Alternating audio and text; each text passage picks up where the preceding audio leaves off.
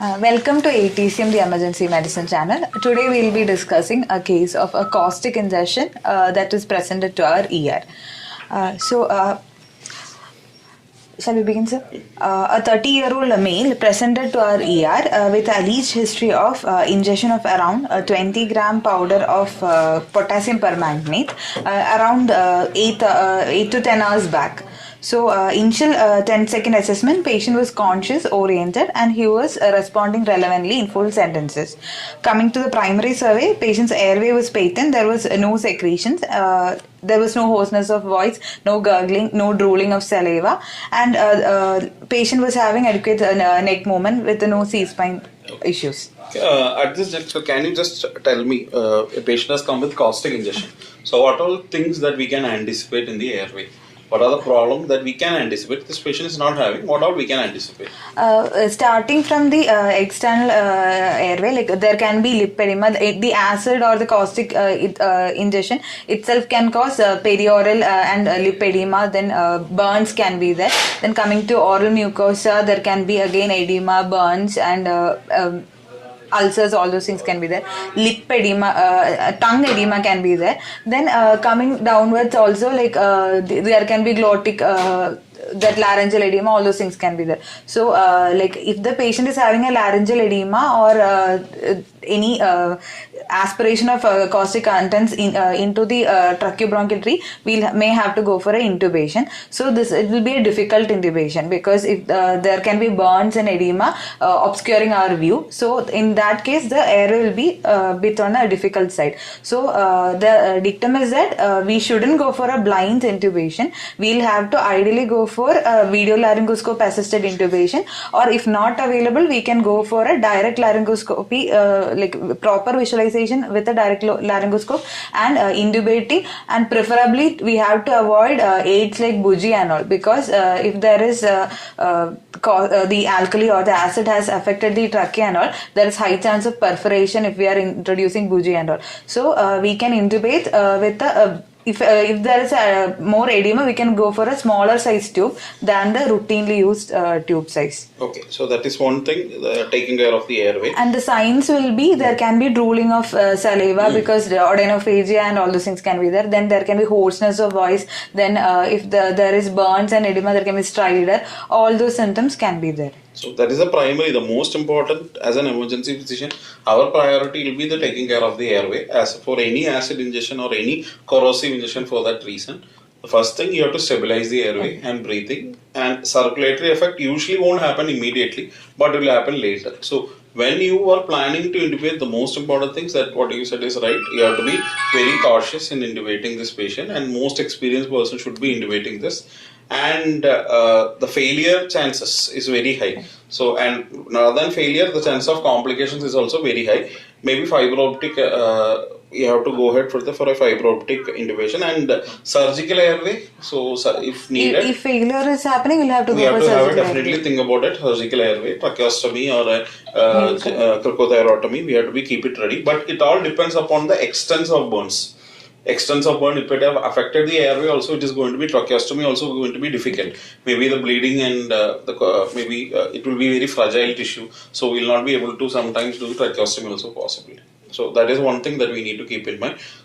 Okay, so this patient had ingested potassium permanganate and come to the ED. So we have done the airway. Initially there was no airway compromise. And breathing also it was fine. Breathing was normal. There was air entry bilaterally equal, and there was no signs of any aspiration.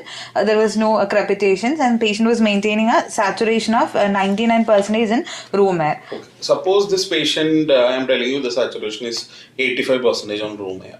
So what all things you will suspect at this point?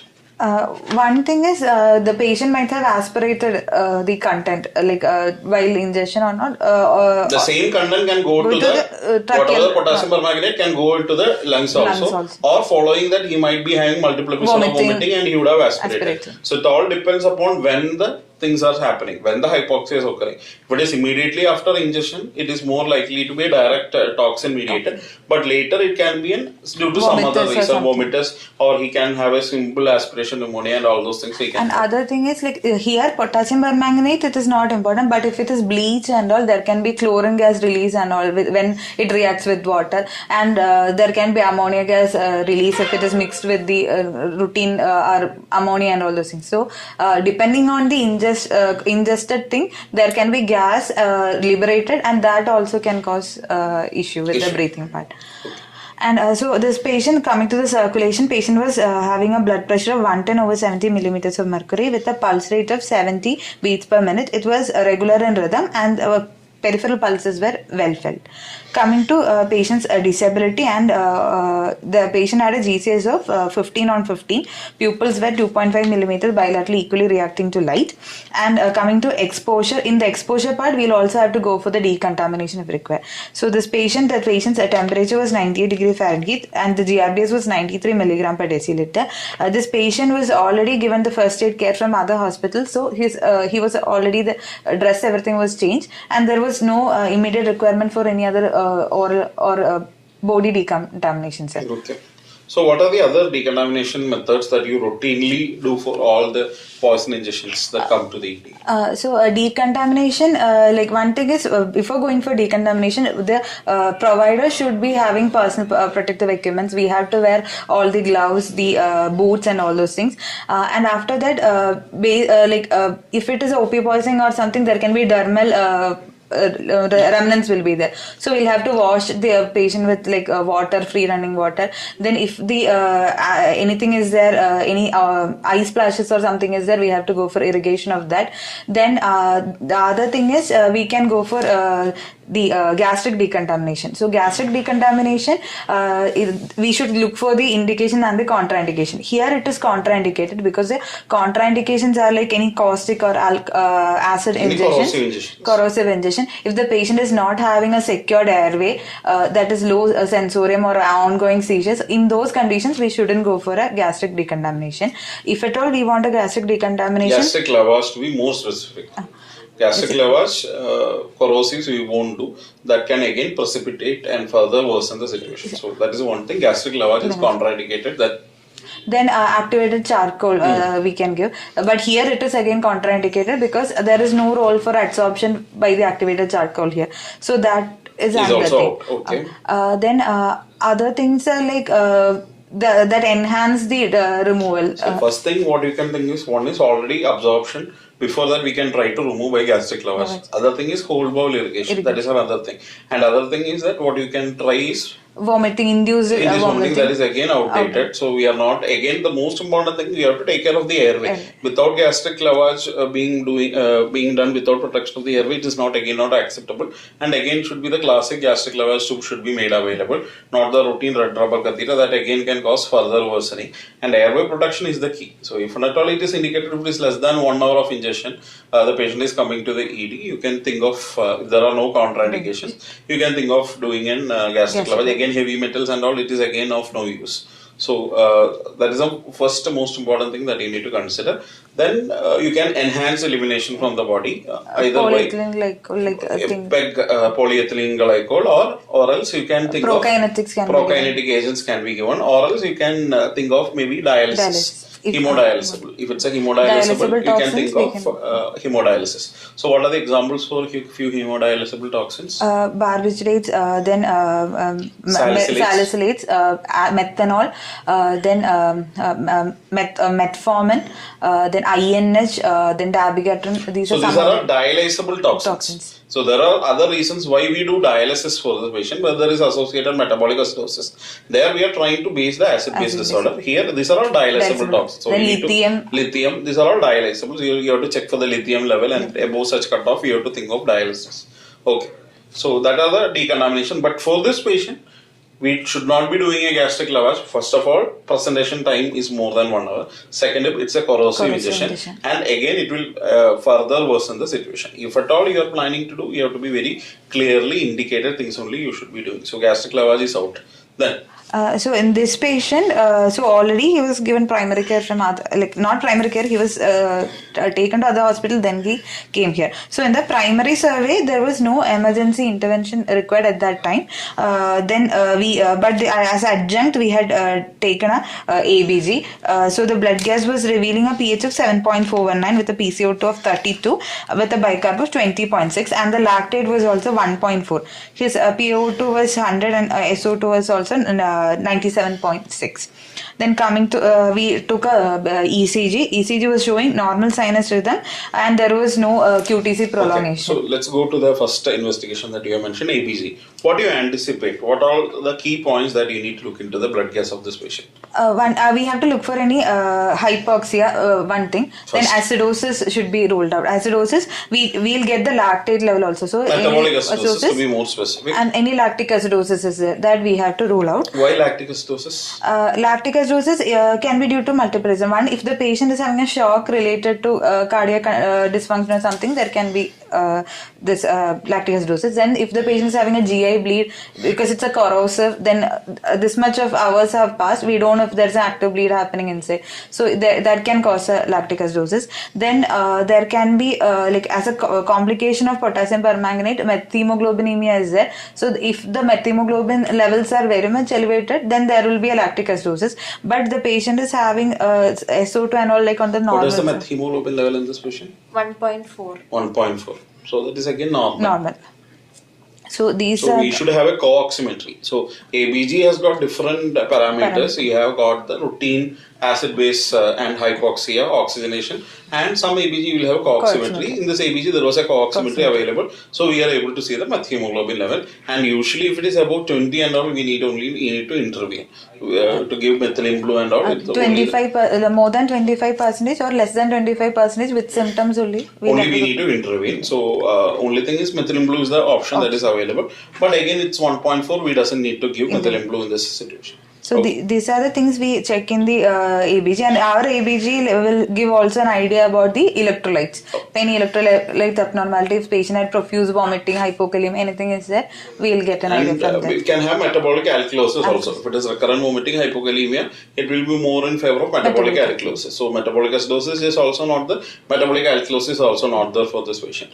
And so that is your ABG finding. We may anticipate a metabolic acidosis, but has not happened for this patient, and there is no renal dysfunction also. No renal dysfunction. Okay, and electrolytes looks okay for the time being. Okay. Then ECG was done. ECG, the patient had normal sinus rhythm, no arrhythmia, and QTC was Why also you want normal. to check QTC? That is like we don't QTC can be prolonged in many toxins. If it is a TCA toxicity or something. No, for this patient specific, why you want to look for the here also potassium permanganate toxicity. There are reports showing QTC prolongation as a complication. So because of that, we'll have to. So what are the other agents that can prolong QTC? According to this patient, any electrolytes you can think of? Calcium was normal, potassium, everything was like normal. Okay, so we have recurrent vomiting, again hypokalemia should be a consideration. So you need to keep in that mind. So QTC directly potassium permanganate causing, it's a very very rare case report. I don't think we had any previous experience in that. We have seen only one case right now. So we didn't see any QTC prolongation for this patient. Okay. Then we had to get a chest X-ray as well. Chest X-ray was also so when was the chest X-ray taken? After how many hours of ingestion? Maybe sir 8 to 10 hours. That time period he came to our hospital. By that time itself we had got a chest X-ray done. Okay, so are you anticipating anything in this chest X-ray? Chest X-ray, aspiration and all to develop a patch, it will take more time. Then other thing is like we have to rule out any pneumomediastinum or anything because it is a corrosive. There is chance of esophageal perforation leading to pneumomediastinum. So that is the basic thing. We'll have indication for doing chest X-ray. Okay.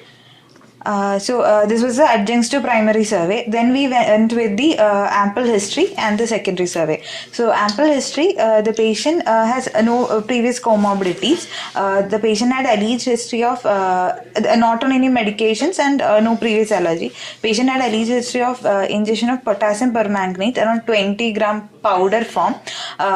Around 8 to 10 hours back. Powder he has mixed in something or just... He took the powder along with 50 ml of a cattle hepatoprotective agent. Okay. And it is a liver tonic like thing given to cattle, and that he mixed with that and he had consumed it. And after that, patient had some burning sensation in the mouth, told to the family members, and he was taken to nearby hospital. There they had like stabilized him and had gone for a early OGD scopy. So within like around 2 to 3 hours, they had performed a OGD scopy there, and that was showing less than 5 mm esophageal break and esophagitis features, and his other vitals and electrolytes, everything was normal there, and he was referred here for further management. So let's see corrosive ingestion and endoscopy. So what is your take on it? Endoscopy, whether it should be done, because again, whether it is contraindicated or indicated. Sir, ideal time is if the patient is presenting less than 12 hours, we can go for an early OGD scopy. Basically, thing is we'll know the extent of the injury, and unwanted NPO time, all those things can be avoided from that. But if the 12-hour time is over, then better to go for OGD scopy after maybe 2 weeks, because the time from 24 hours onwards, the tissue will start slough off, and there will be more friable tissue will be there. So we'll be if we are going for OGD scopy, it will be leading to a iatrogenic perforation and all those complications. So better if it is within 12 hours, we can go for a OGD scopy. Okay, so that is regarding an OGD scopy. There is any corrosive ingestion. If you are planning, we have a center facility. Go ahead immediately and do within 12 hours. After, if it is 12 hours or after 24 hours, don't think of doing OGD scopy immediately, and wait for after 2 weeks. And OGD scopy, based on the grading, will also it will help us in prognosticating the complications, what will happen later. So based on that, there are like 3 grades are there. Grade 1, it is like tissue edema and hyperemia. Grade 2 is ulcerations, blisters, and whitish exudates will be there. That too, grade 2A will be non-circumferential, 2B is circumferential, and grade 3 is deeper ulcerations with necrotic lesions. So the complications will be like very less in grade 1 and grade 2A. Grade 2B and 3, the complications will be there. Complications as of like strictures, then in further maybe in the future the chance of carcinoma changes, all this will be higher in the 2B and 3 group. So basically it helps us in prognostication, and in grade 1 group and all, we can go for early feeding, like if the patient is tolerating, we can go for feeding. Even in grade 2A also, if the patient is tolerating, we can start feeding. So we can break the NPO as early as possible. So that is the advantage. So that is regarding endoscopy. Now let me ask you, question is the role of steroids. Steroids, those steroids are anti-inflammatory, reduce the tissue edema, everything. In the corrosive ingestion, it is not proven, not having any proven benefit, because steroids itself can increase the chance of ulcers and also infection. So steroids doesn't have a proven benefit in human studies. Unless and until you have a definitive indication for a steroid for other reason, as such there is no indication of steroid in a corrosive ingestion. That is one thing. Previously and all, for stricture, to decrease the chance of stricture formation and all, there was few randomized control trial, but later it was found to be not effective. So steroids are generally not indicated unless and until you have other indication to give steroids, like any other pneumonia, you have an bronchospasm following that, or you have a septic shock and refractory septic shock. Otherwise, there is no indication for steroids. So generally, what you have to go ahead and do the conservative management and look for the electrolyte abnormality and the acid-base disorder. And we have to observe him for maybe another 24 to 48 hours. And he is able to feed, take orally, then he is quite stable and he can be discharged. So that's the usual for corrosive ingestions. And antibiotics also, it is not a dictum to start immediately on any antibiotic, but if we are suspecting an aspiration and all, to prevent that, we can start on penicillins. Basically augment in amoxicillin without any comorbidity, so we can wait. But unless and until you have an associated comorbidities, diabetes, you are anticipating his sepsis, your markers, anything is getting elevated, CRP can go high. Don't just rely on CRP, you have to look for the other sepsis markers. You have to think maybe after 24 to 48 hours, if the fever start developing and all, you have to think in terms, and you have to definitely start antibiotics at that point. That you have to maybe the hypoxia part may be a part of your chemical pneumonitis also. It might not be an infective cause for your breathlessness, so you have to keep that also in your mind. Okay, so what was done for him? So this patient, we had conservatively managed him. His acid-base abnormalities, like anything, we were monitoring the electrolytes. We were checking for the ABGs for any metabolic acidosis, anything, and ECG was also repeated to check for any abnormality happening. Okay. So this was the basic things done, and we had also done a toxicological analysis to Okay. rule out any other co-ingestions, anything was there. And since the complication of potassium permanganate include hemolysis and all, we were also keeping a check on his hemoglobin level. Okay. So this was the basic thing, and along with that, we had started him on N-acetylcysteine infusion and pantoprazole infusion. Basically, it is not like very proven benefit is there, but some agents like N-acetylcysteine, octreotide, all these things have shown to have some impact on the. We just gave for 24 hours and we have stopped. Stop. It was not a continuous infusion. There was some evidences, so that's the only reason we started. Again, pantoprazole infusion also definitely has already undergone an OGD scopy. So there was again no point. We just stopped and we made into an BD dose of pantoprazole. So so any corrosive ingestion and caustic, any corrosive ingestion, what we have to keep in your mind, as you said clearly, is the airway part. The taken care of an ED physician, airway issues is the major one that is going to kill the patient immediately, not another complications. So take care of the airway, be cautious in intubating, direct laryngoscopy, maybe video laryngoscopy if you have available, fiber optic, well and good.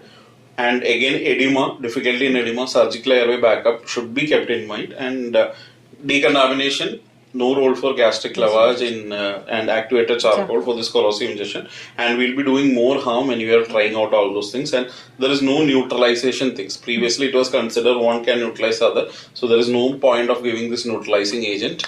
So what we can just go ahead with the conservative management, keep the patient in your hospital admitted, maybe initial keep for NPO, and if you're able to get an OGD, well and good. If it is again getting delayed for an OGD, we can start a trial feeding.